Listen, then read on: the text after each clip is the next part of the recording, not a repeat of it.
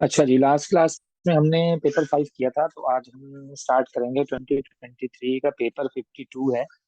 और recent paper है तो कुछ कैलकुलेशन बेस्ड इसमें पहले ही क्वेश्चन है, तो जरा देखिएगा।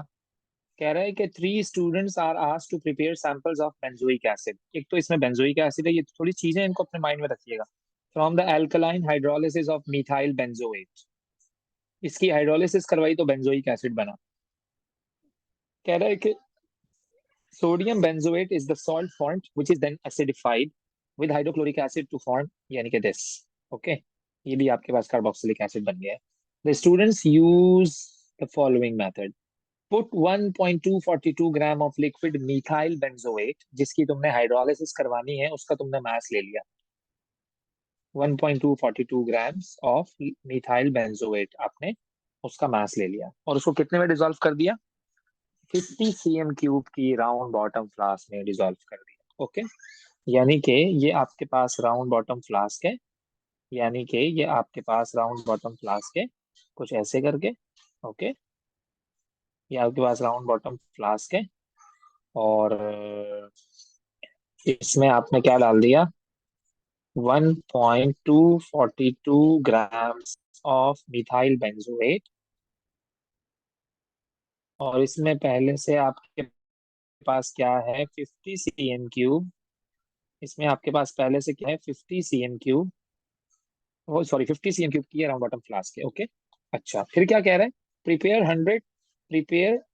100 cm³ ऑफ 1 मोल पर DM³ एक्वस सोडियम हाइड्रोक्साइड। फिर कह रहा है सोडियम हाइड्रोक्साइड बना लो। कितना बनाओ? 100 cm³ बनाओ। और कितनी कॉन्सेंट्रेशन हो उसकी? 1 मोल पर DM³। ये इंपॉर्टेंट वैल्यूज हैं, इनको अपने हमने अपने संभाल के रखना है, यूज होंगी कैलकुलेशन। तो इतना सोडियम हाइड्रोक्साइड चाहिए और इतनी कॉन्सेंट्रेशन का चाहिए, 1 मोल पर DM³ का चाहिए। फिर कहता है add 10 cm³ an excess of the prepared NaOH to the round bottom flask। तो तुमने जो राउंड बॉटम फ्लास्क में मोहम्मद उमर खान 2023 है बेटा, 2023 का पेपर 52 है, रिसेंट पेपर है, मई जून। ओके, फिर कहता है add 10 cm³ an excess, यानी इस राउंड बॉटम फ्लास्क में, यानी इस राउंड बॉटम फ्लास्क में तुमने क्या डालना है? NaOH डालना है। और कह रहा है एक्सेस डाल दो, यानी 10 cm³ एक्सेस है। ओके, फिर कहता है add some anti bumping granules to the round bottom flask. Anti bumping granules इसलिए डालते हैं ताकि वो स्प्लैश ना हो। बात समझ रहे हो? रिएक्शन होता है ना, तो स्प्लैश ना हो, आपका जो लिक्विड है बाहर ना निकले। एंटी बम्पिंग उसमें हम ग्रेन्यूल्स ऐड कर लेते हैं। Fit a condenser to make reflux apparatus reflux the reaction mixture for 20 minutes. Reflux gentle heating करते हैं, डायरेक्ट फ्लेम पर हीट नहीं करते इसको हम, यूनिफॉर्म हीटिंग करते हैं। ओके, फिर कह रहा है allow the reaction mixer to cool and carefully pour the liquid into a beaker. Okay, obviously यार तुम्हारी हाइड्रोलिसिस हो चुकी होगी। फिर कह रहा है acidify the liquid with the dilute hydrochloric acid. Filter the mixture formed in step 7। Okay, purify the benzoic acid by crystallization from hot water. Filter, dry, and record the mass of pure benzoic acid obtained. Calculate the volume of methyl benzoate used in step 1. Give your answer to the nearest 0.05 centimeter cube. Okay, हो गया जी। Step 1 में तुमने क्या किया था? 1.242 ग्राम methyl benzoate का लिया था और कितने CM³ में लिया था? 50 cm³ में लिया था। ओके बेटा, इसमें आपको मास भी दिया हुआ है। ओके, इसमें आपको मास भी दिया हुआ है और यानी ये जो वॉल्यूम है ना, ये मेथाइल बेंजोएट का वॉल्यूम नहीं है, ये राउंड बॉटम फ्लास्क का साइज बताया हुआ है आपको कि 50 cm³ की आपके पास राउंड बॉटम फ्लास्क है। तो एक तो आपके पास मास है इसका, मिथाइल बेंजोएट का, और मुझे इसका क्या चाहिए? वॉल्यूम चाहिए। मास से वॉल्यूम चाहिए, और कोई चीज नहीं है आपके पास। हाँ, यहाँ आपको डेंसिटी दी हुई है किसकी? मिथाइल बेंजोएट की। तो इसका मतलब ये डेंसिटी दी हुई है, तो आप डेंसिटी का फॉर्मूला अप्लाई करिएगा यहाँ पर कि density is equal to mass per unit volume. Mass per unit volume. Okay, तो डेंसिटी अगर हमारे पास 1.08 ग्राम्स पर CM³ है, डेंसिटी अगर मेरे पास 1.08 ग्राम्स पर सीएम क्यूब है, और मास ऑफ मिथाइल बेंजोएट आपको स्टेप 1 में दिया हुआ है, दैट इज 1.242। तो हम यहाँ से क्या फाइंड आउट कर सकते हैं? वॉल्यूम फाइंड आउट कर सकते हैं। इसको रीअरेंज करूंगा तो कुछ ऐसा हो जाएगा, देखना जरा।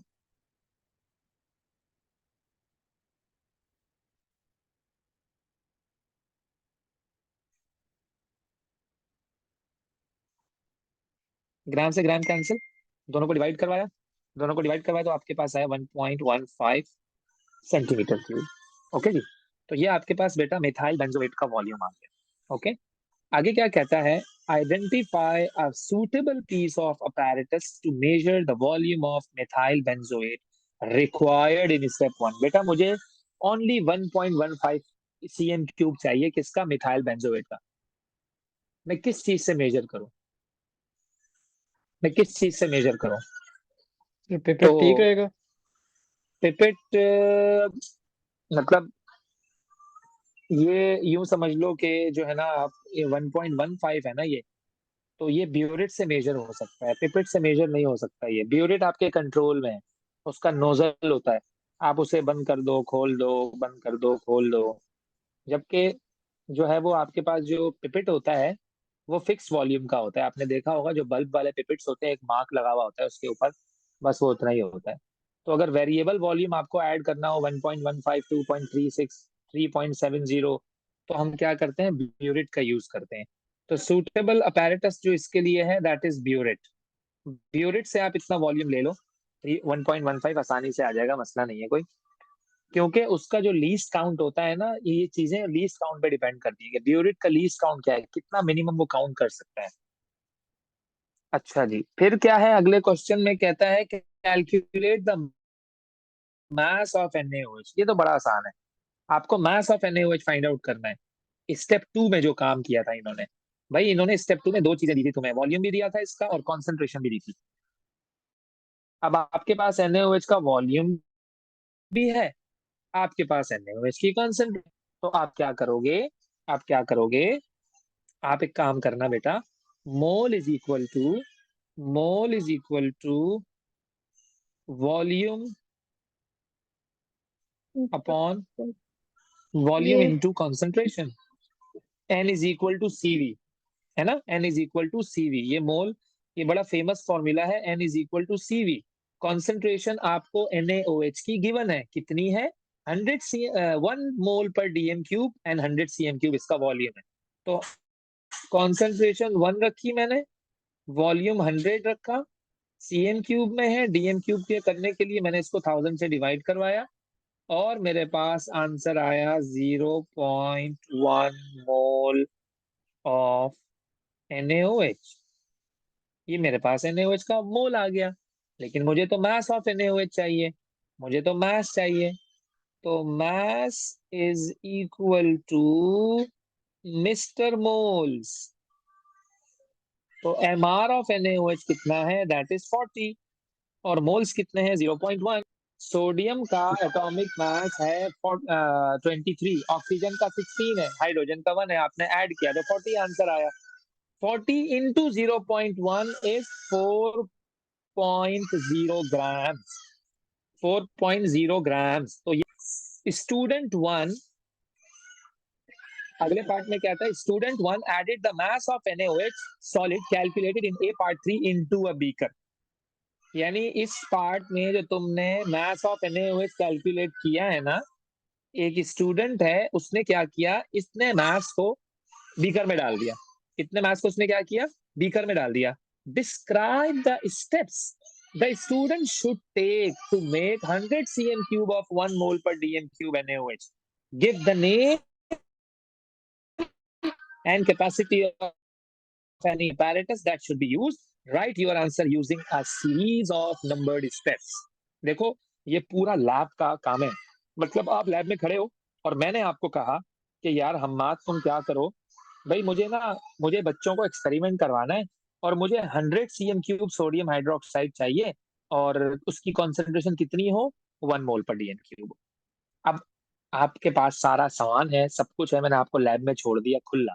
मैंने कहा जो दिल करता है तुम करो, लेकिन मुझे 100 cm³ सॉल्यूशन चाहिए जिसकी कॉन्सेंट्रेशन 1 मोल/dm³ हो। अच्छा जी, ओके हो गया। अच्छा, तुम लोग सबसे पहला काम क्या करोगे बेटा? सबसे पहला काम तुम लोग क्या करोगे कि तुम लोग सोडियम हाइड्रोक्साइड सॉलिड लोगे, उसको मेजर करोगे। ऑब्वियसली जाहिर सी बात है, वेइंग स्केल होगा, वहां से मेजर करोगे। तुमने सोडियम हाइड्रोक्साइड सॉलिड लिया, ओके, और उसको तुमने इसमें बीकर में डाल दिया, और थोड़ा सा डिस्टिल्ड वाटर डाल दिया ताकि मिक्स हो जाए, अच्छी तरह से थॉरोली मिक्स हो जाए। ओके, सही है। अच्छा, फिर तुमने क्या किया बेटा? एक चीज याद रखिएगा, सॉल्यूशन हमेशा वॉल्यूमेट्रिक फ्लास्क में बनता है। ये समझ लोगे, ये तावीज है जो तुम्हें पेपर 5 में याद करना है। कभी भी सॉल्यूशन बनाना हो तो वॉल्यूमेट्रिक फ्लास्क चाहिए, ना बीकर, ना सिलेंडर, ना कॉनिकल फ्लास्क, कुछ भी नहीं, सिर्फ और सिर्फ वॉल्यूमेट्रिक फ्लास्क। सॉल्यूशन बनाने के लिए इससे बेहतर चीज और कोई भी नहीं हो सकती। तो मैंने वॉल्यूमेट्रिक फ्लास्क लेना है, ओके। लेकिन वॉल्यूमेट्रिक फ्लास्क तो उसकी तो गर्दन ही इतनी छोटी सी होती है, क्या तुम उसमें मिक्स करोगे? पहले तुम उसे बीकर में अच्छी तरह से मिक्स कर लो, थोड़ा सा डिस्टिल वाटर डाल के। जब वो मिक्स हो जाए ना, तुम उसे फिर किस में ऐड कर दो? वॉल्यूमेट्रिक फ्लास्क में ऐड कर दो। वॉल्यूमेट्रिक फ्लास्क का साइज पता है कितना होना चाहिए? 100 cm³। 100 cm³, okay. 100 cm³ वाली जब तुम वॉल्यूमेट्रिक फ्लास्क लोगे ना बेटा, उसके ऊपर मार्क लगा हुआ होगा। उसके ऊपर क्या लगा हुआ होगा? मार्क लगा हुआ होगा। कैसा लगा हुआ होगा, जरा देखिएगा बेटा, जरा देखिएगा। मैं आपको 100 cm³ की वॉल्यूमेट्रिक फ्लास्क दिखा रहा हूँ कि उसमें हम क्या करेंगे। इधर देखो जरा।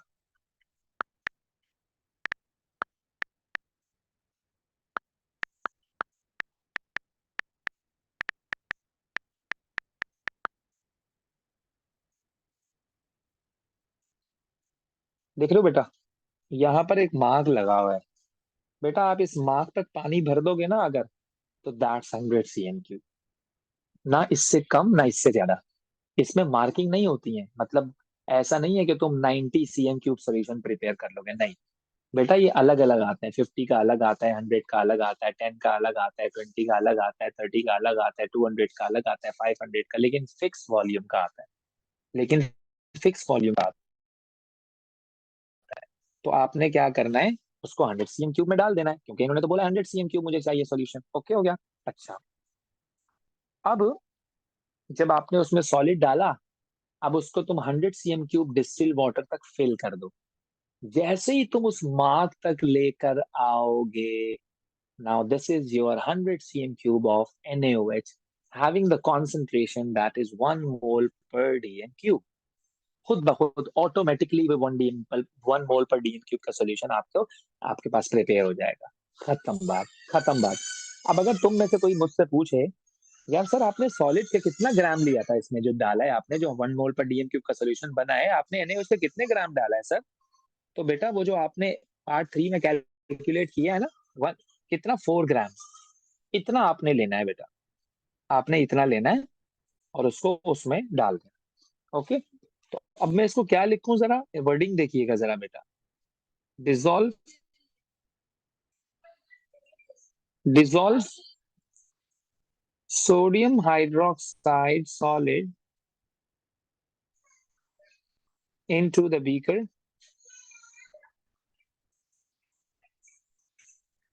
and add distilled water, and add distilled water, okay, to dissolve distilled water to mix thoroughly, then transfer, then transfer the solution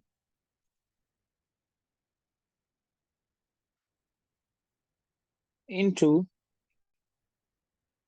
100 cm³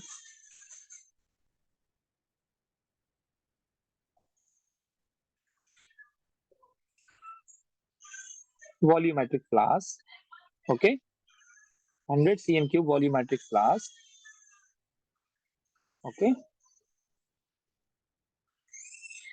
and add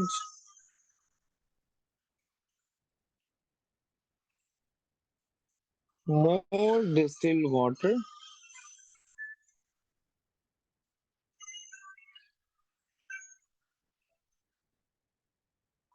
up to the mark, up to the mark। अब जैसे ही तुम up to the mark उसमें डाल दोगे तो now this is 100 CM cube of 1 mole per DM cube NaOH का solution. तो बेटा लैब में जो सॉल्यूशन प्रिपेयर होते हैं वो कुछ ऐसे प्रिपेयर होते हैं। ओके, अच्छा यहाँ पर एक चीज और मैं आपको बताऊंगा बेटा, ये जो आप मास ऑफ NaOH ले रहे हैं ना, तो मास ऑफ NaOH सबसे पहले आपने बीकर में डाला। तो जब तुम लोग बीकर से वॉल्यूमेट्रिक फ्लास्क में आ रहे होगे ना, जब तुम लोग बीकर से वॉल्यूमेट्रिक फ्लास्क में आ रहे होगे ना, तो तुम्हें कुछ शक होगा कि यार कहीं लगा नहीं रह गया बीकर पे NaOH सॉलिड, कोई लगा हुआ तो नहीं रह गया। तो तुम लोग क्या करोगे, थोड़ा सा और पानी डाल के उसको अच्छी तरह से रिंस कर लोगे। तो रिंस वाला स्टेप भी तुम्हें लिखना है, रिंस वाला स्टेप भी तुम्हें लिखना है। कहाँ लिखना है रिंस वाला स्टेप, मैं तुम्हें बताता हूँ, तुम यहाँ लिख लो रिंस वाला स्टेप, यहाँ लिख लो, यहाँ लिख लो, है ना। And rinse the beaker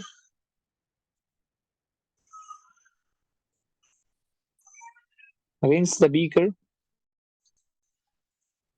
with distilled water। ये रिंस पता है क्यों कर रहे हैं, टू मेक श्योर कि सारा का सारा ट्रांसफर हो जाए वॉल्यूमेट्रिक फ्लास्क में। ओके, चलो जी। स्टूडेंट टू, ये वो स्टूडेंट वन था, अब स्टूडेंट टू है। Student to prepared 0.1 mole per DM cube NaOH instead of 1 mole per DM cube. ले भाई, अब स्टूडेंट टू जो है वो टू यानी कि जो है वो 1 mole per DM cube NaOH instead of 1 mole per DM cube NaOH in step two. State how this would affect the final mass of benzoic acid formed. Explain using calculations how you came to this conclusion। एक ने 0.1 बनाया, एक ने 1 mole per DM cube बनाया। Okay, अब ये कह रहा है state how this would affect the final mass of benzoic acid form. Explain using calculations. अब बेंजोइक एसिड से सोडियम हाइड्रोक्साइड का क्या ताल्लुक है, तो तुम यहाँ देख सकते हो कि हमने जो शुरू में इस कॉनिकल फ्लास्क में, इस राउंड बॉटम फ्लास्क में जो डाला था ना 1.242, वो मिथाइल बेंजोएट का डाला था। वो किसका डाला था, मिथाइल बेंजोएट का डाला था। बेटा मिथाइल बेंजोएट का फॉर्मूला ये है। Okay, this is methyl benzoate, right. Methyl benzoate किससे रिएक्शन कर रहा है, NaOH से। क्या बन रहा है, सोडियम बेंजोएट बन रहा है और मेथनॉल बन रहा है तुम्हारे पास। ओके, फिर सोडियम बेंजोएट जो है वो HCl से दोबारा रिएक्शन कर रहा है और ये बन रहा है और NaCl बन रहा है। क्वेश्चन क्या है उसका, क्वेश्चन है कि अगर मेरे पास NaOH की concentration 1 mole per DM cube के बजाय 0.1 मोल पर डीएम क्यूब हो, तो क्या इसका इफेक्ट बेंजोइक एसिड पर कोई आएगा, उसके मास पर कोई इसका इफेक्ट पड़ेगा, कम होगा, ज्यादा होगा, वही रहेगा, नहीं रहेगा, क्या होगा क्या नहीं होगा, ये तुम लोगों को बताना है। ओके, ये तुम लोगों को बताना है।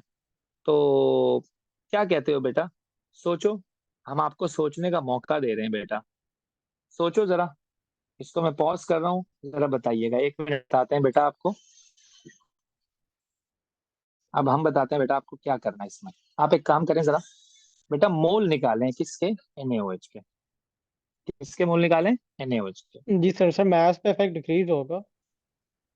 Exactly exactly। मोल निकालें NaOH के, ये आएंगे आपके पास concentration times volume. Concentration NaOH की गिवन है 1.0 और वॉल्यूम 100 cm³ है। इसको डीएम क्यूब में चेंज करने के लिए 1000 से डिवाइड करवाएंगे। 10 cm³ है, कितना है, 100 cm³ क्या आंसर आएगा। 0.01। एक मिनट, सॉरी सॉरी सॉरी।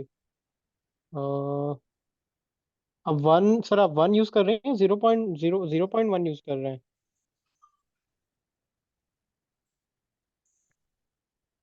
0.1 आ रहा 0.1 है। यूज करना है, 0.1 सॉरी 0.1 यूज करना है हमें। Zero point 0.0। One mole per DM cube NaOH बनाना है ना, instead of 1 mole per DM cube. जी, 0.1 को हम 100 और 1000 से मल्टीप्लाई करते तो आंसर आता है 0.01।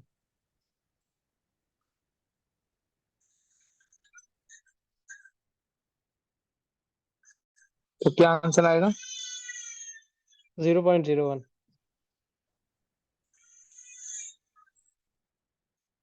और बेंजोइक मिथाइल बेंजोएट के भी मोल निकालना है हमें।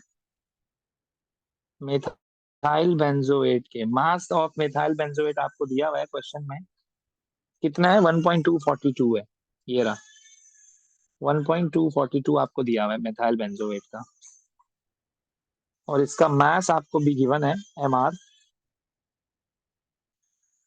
MR आपको गिवन है कितना? 136 आ रहा होगा, कम आ रहा होगा। तो फाइनली यानी तुमने यहाँ से क्या देखा, जब NaOH और तुमने बेंजोइक एसिड के मोल निकाले, यानी तो हमने देखा कि सोडियम हाइड्रोक्साइड लिमिटिंग रिएक्टेंट है। लिमिटिंग रिएक्टेंट निकालना आना चाहिए तुम लोगों को। कैसे निकालेंगे? लिमिटिंग रिएक्टेंट से तुमने अपने मोल रेशो लगा के प्रोडक्ट डिसाइड कर लिया, तो प्रोडक्ट से तुम्हारे पास मोल्स आ गए, मोल से तुम लोगों ने मास निकाल लिया। तो NaOH का मास कम आया, इसलिए बेंजोइक एसिड का मास भी कम आया। तो तुम लोग इफेक्ट ऑन मास क्या लिखोगे? डिक्रीजेस। और एक्सप्लेनेशन में यहाँ कैलकुलेशन कर देना जो अभी की थी, प्रॉपरली कर देना, पूरे स्टेप्स यहाँ पर शो कर देना। फिर कहता है डी पार्ट 1 में explain why it is necessary to reflux the mixture in step 5। भाई रिफ्लक्स क्यों करते हैं? स्टेप 5 में तुम लोगों को दिखा देता हूँ, ये है स्टेप 5। स्टेप 5 तुम लोगों के पास ये है, जिसमें तुम लोगों ने कंडेंसर फिट किया था। कंडेंसर फिट किया था to make reflux apparatus, reflux the reaction mixture for 20 minute. 20 minute के लिए तुमने अपने रिएक्शन को जो है ना रिफ्लक्स पे लगा दिया था। देखो रिफ्लक्स में, देखो बेटा, रिफ्लक्स बेसिकली हम हीट कर रहे होते हैं सॉल्यूशन को। और हीट मींस के काइनेटिक एनर्जी पार्टिकल की इंक्रीज हो रही होती है। जब पार्टिकल्स की काइनेटिक एनर्जी इंक्रीज होती है तो अल्टीमेटली रेट ऑफ रिएक्शन भी इंक्रीज होता है। तो ये एक तो बात ये हो गई कि उसका रेट ऑफ रिएक्शन क्या हो रहा है? इंक्रीज हो रहा है। ओके। अब यहाँ बच्चा क्वेश्चन करता है कि सर आपने उसको डायरेक्ट फ्लेम पे क्यों नहीं रखा? तब भी तो रेट ऑफ रिएक्शन इंक्रीज हो जाता। तब भी तो रेट ऑफ रिएक्शन इंक्रीज हो जाता। आपने पूरा कंडेंसर का सेटअप क्यों लगा दिया? क्या जरूरत थी कंडेंसर का सेटअप लगाने की? क्या था इसमें ऐसा? तो याद रखना, इसमें वोलेटाइल सब्सटेंसेस हैं। जो बेंजोइक एसिड है ना, ये वोलेटाइल है। वोलेटाइल, वोलेटाइल क्या होता है? जो रूम टेम्परेचर पर इवापोरेट हो जाता है। जो रूम टेम्परेचर पर इवापोरेट हो जाता है उसको कहते हैं वोलेटाइल सब्सटेंस। तो अब तुम इसको हीट भी कर रहे हो, और तुम ये भी चाहते हो कि तुम्हारा जो सॉल्यूशन है वो भी इवापोरेट ना हो। अगर हो भी तो तुम उसे कलेक्ट कर लो, जाया ना हो, एटमॉस्फेयर में ना जाए, इन्वायरमेंट में ना जाए। तो कंडेंसर का तो काम ही यही है। कंडेंसर की तो जॉब ही यही है कि वो गैस को लिक्विड बनाता है। जैसे ही वोलेटाइल सब्सटेंस इवापोरेट होने लगेगा, कंडेंसर उसको लिक्विड बना के दोबारा उस क्लास में भेज देगा। सिंपल। तो मैं क्या लिखूं यहाँ पर?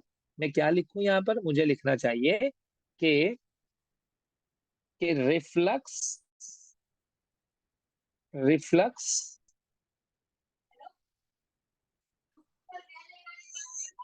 अच्छा, reflux increases the rate of reaction. Reflux increases the rate of reaction. Reflux increases the rate of reaction, and condenser doesn't allow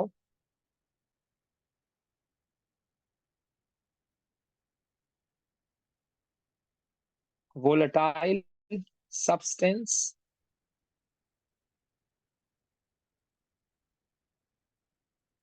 condenser doesn't the loss of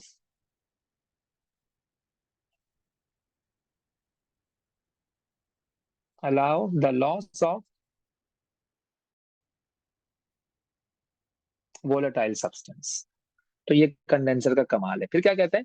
explain why a naked flame is not use. Naked flame कहते हैं direct flame को। Naked flame किसे कहते हैं? जो direct चूल्हा जलता है ना, वो जो, मतलब कि तुम्हारे पास ये तुम्हारे पास राउंड बॉटम फ्लास्क है। ये राउंड बॉटम फ्लास्क है, मैंने यहाँ पर फ्लेम लगा दिया, तो this is called the naked flame. इसको हम क्या कहते हैं? Naked flame. कहता है कि नेकेड फ्लेम उसको प्रोवाइड क्यों नहीं कर रहे हैं, तुमने उसको इतना यूनिफॉर्म हीटिंग क्यों की, है ना, उसको तुमने रिफ्लक्स किया। रिफ्लक्स हम कैसे करते हैं? उसको वाटर बाथ में रख देते हैं। वाटर बाथ में गर्म पानी होता है, गर्म पानी में तुमने अपने राउंड बॉटम फ्लास्क को रख दिया, दैट्स इट। ओके। तो इसका क्या आंसर मुझे लिखना चाहिए कि मैंने उसको जो है वो डायरेक्ट नेकेड फ्लेम प्रोवाइड नहीं किया? क्या कहते हो, क्या वजह होती है इसकी? है भाई, बताएगा कोई? क्या कहते हो? फिर वो फ्लेमेबल है इसलिए। और कोई आंसर? और कोई बेटा?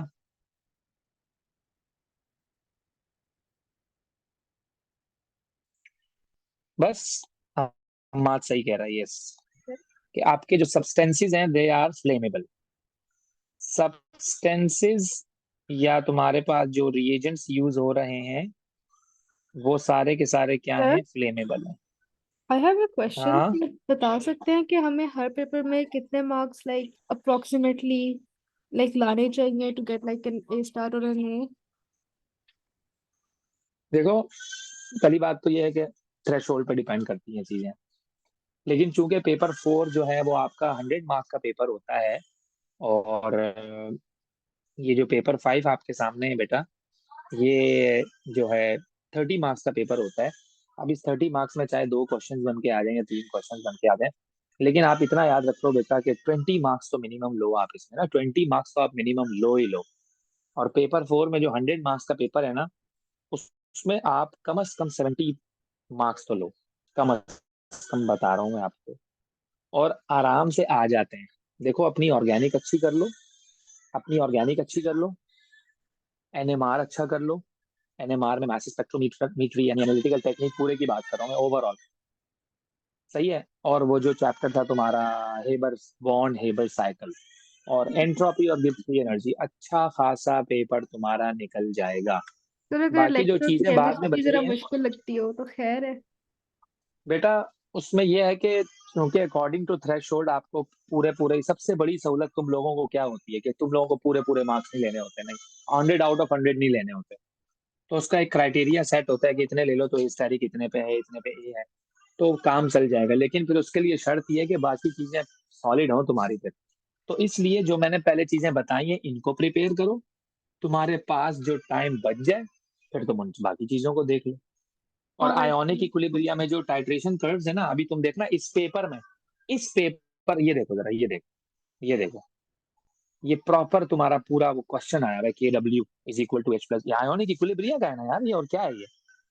तो देखो, पेपर 5 पेपर 4 सब मिक्स चल रहा होता है, जी लेकिन सर। ये है कि पेपर 4 अगर तुम्हारा अच्छा हो गया ना तो होपफुली पेपर 5 भी अच्छा हो जाएगा, क्योंकि पेपर 4 से ही रिलेटेड चीजें होती हैं, यहाँ पर अलग से कोई प्रिपरेशन नहीं करनी होती।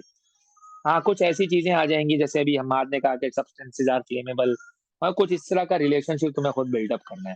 अब वो देखो ना क्या कह रहा है, explain the purpose of transferring the liquid, मतलब ये क्या है यार? ये कॉमन सेंस की चीजें बहुत तुम्हें यहाँ पर मिलेंगी क्वेश्चन 1 में।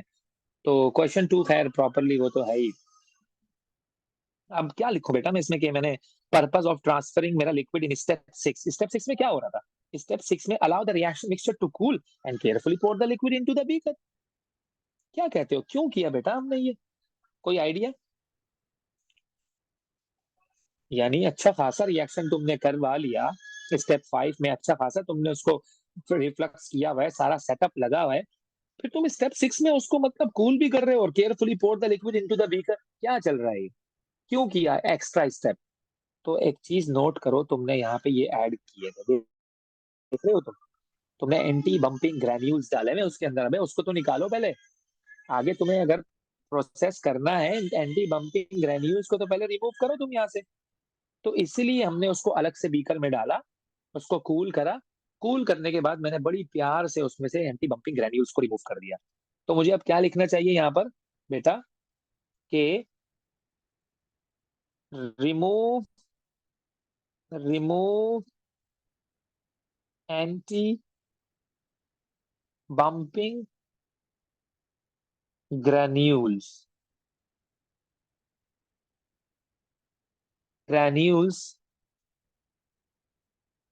from reaction mixture. ये explain what the student should do to confirm that the mixture has been acidified in step 7. क्या किया था भाई step 7 में यार? स्टेप 7 में acidify the liquid with dilute hydrochloric acid, हमने उसको इस एसिडिफाइड कर दिया हाइड्रोक्लोरिक एसिड से। तो मुझे कैसे पता लगेगा कि वाकई में मेरा जो सॉल्यूशन है वो एसिडिफाइड हो चुका है? भाई तो तुम एक काम करो, तुम उसमें इंडिकेटर डाल दो, इंडिकेटर का एसिडिक इन्वायरमेंट में अलग कलर होता है, बेसिक इन्वायरमेंट में अलग कलर होता है, खत्म बात। तुम्हें कलर से पता लग जाएगा कि हाँ यार अभी डाइल्यूट यानी कि एसिडिफाइड हुआ है या नहीं हुआ है, या अभी भी न्यूट्रल ही है। तो मैं क्या लिखूंगा इसमें? भाई तुम उसमें क्या करो, add indicator, add indicator, add indicator into the reaction mixture, into the reaction mixture.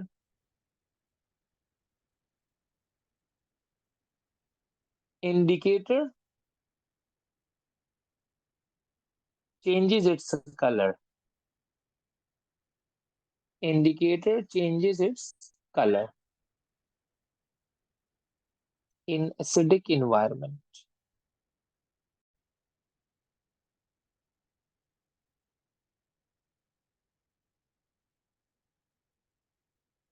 Accordingly. Describe what you would expect to observe as the sodium benzoate mixture is acidified in step 7. अब ये क्या कह रहा है भाई? 1 mark का question है ये भी। क्या कहते हो बेटा? Describe what you would expect to observe as the sodium benzoate mixture is acidified in step 7. क्या कहते हो? हाँ भाई, क्या होना चाहिए इसका आंसर? यस,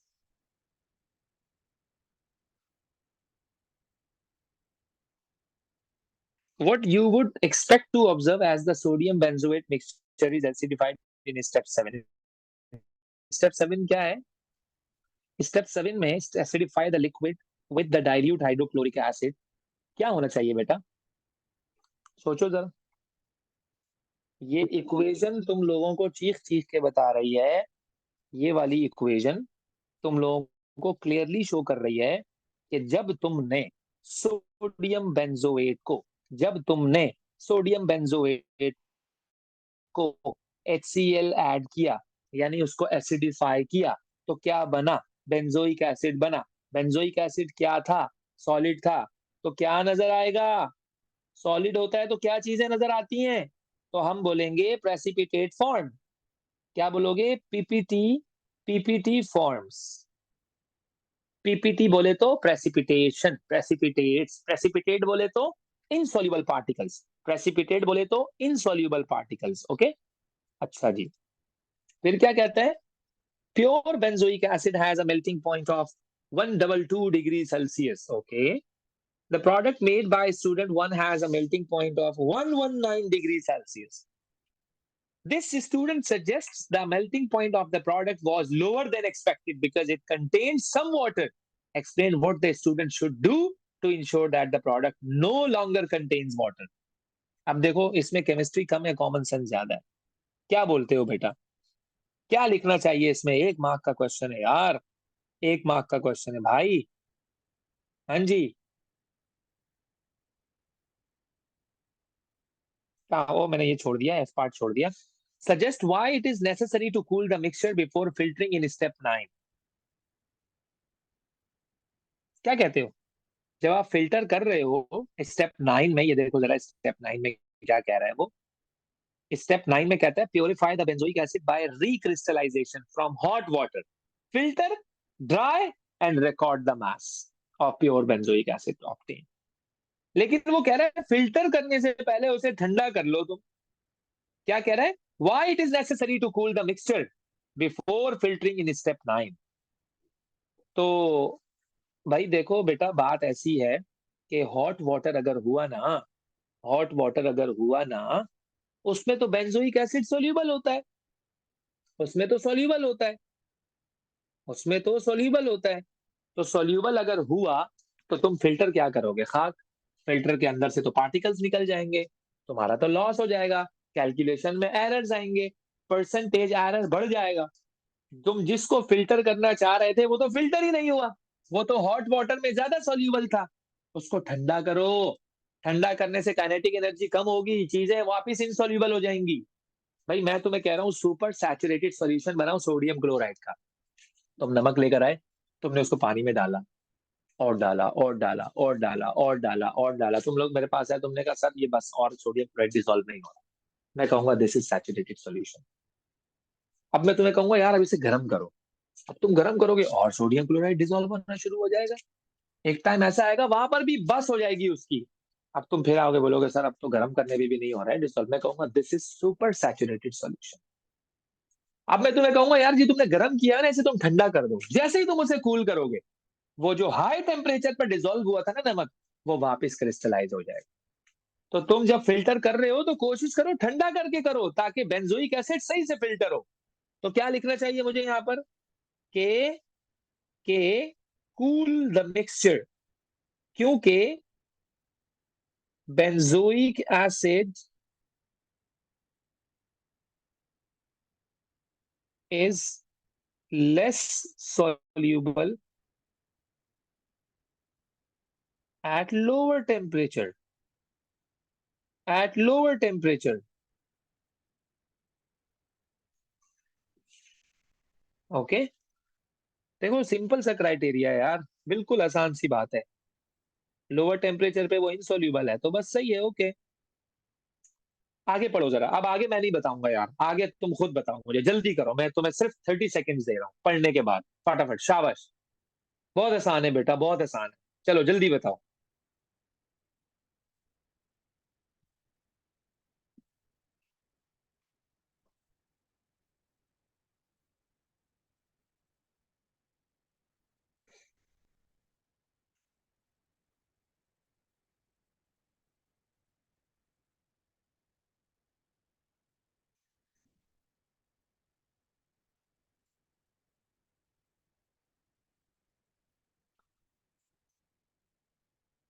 यस, हाँ भाई, शानजे, इरफा,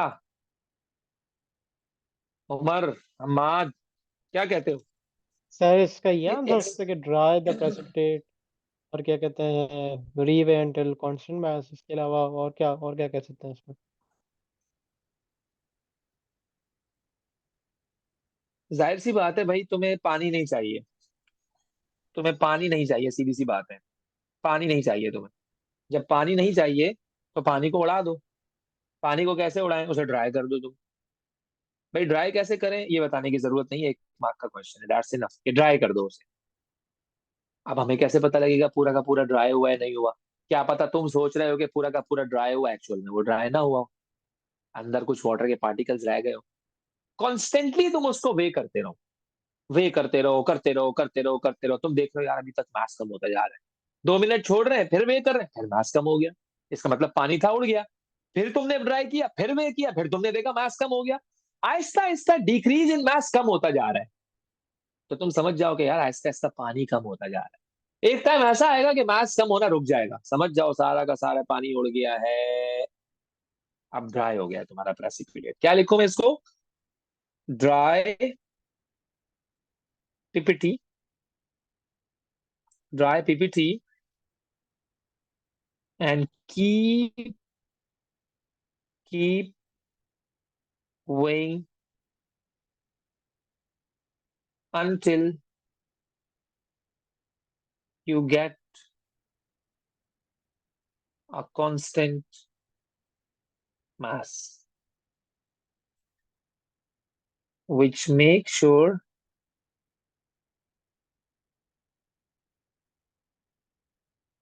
that all PPT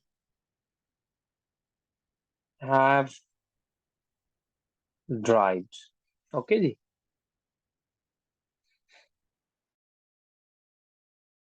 सही हो गया। Calculate the maximum mass of benzoic acid that can be formed from 1.242 gram of methyl benzoate. Methyl benzoate का तुम्हें मास दिया हुआ है भाई, तुम मुझसे बेंजोइक एसिड का मास बता दो। तो भाई तुम एक काम करो यार, मिथाइल बेंजोएट के मोल निकालो यार। Moles of methyl benzoate MB, mass upon MR, mass upon MR. MR कितना है इसका? 136 है। डिवाइड कराओ जरा यार, जल्दी बताओ कितने मोल्स आ रहे हैं, जल्दी फटाफट। 0.009 आ रहा है। 0.009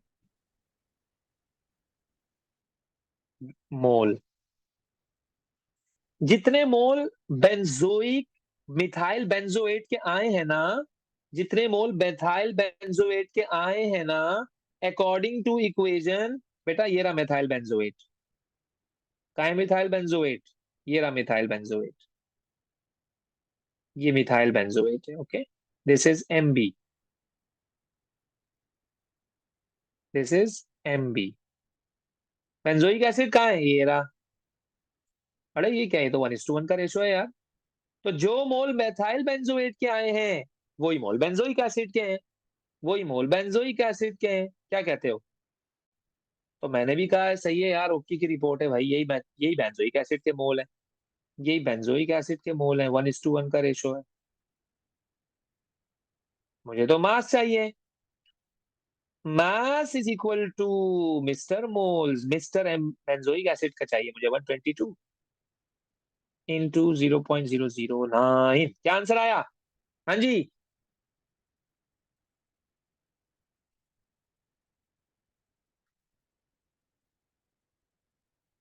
हाँ भाई जल्दी बताओ। 1.11।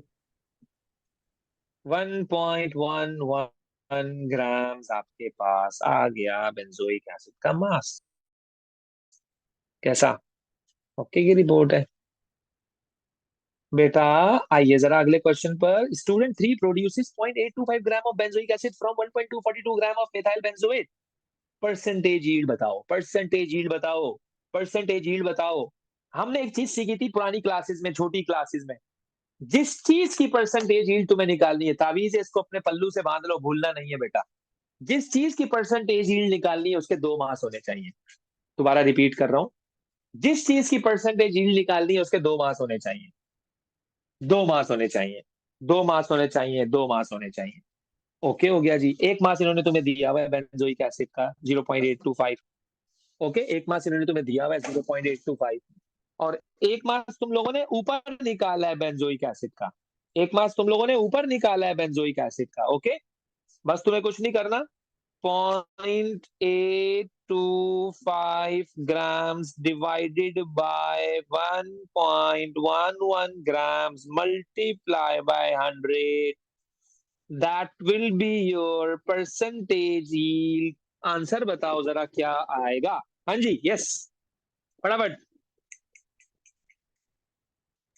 74.3। 74%। बस भाई ये याद रखो, जिसकी परसेंटेज निकालनी है उसके 2 मास होने चाहिए, बस खत्म हो गई बात। आंसर आ जाएगा तुम्हारे पास यार। ओके बेटा, क्वेश्चन 1 हमने किया है, क्वेश्चन 2 कर लो। जो कुछ क्वेरीज हो मेरे साथ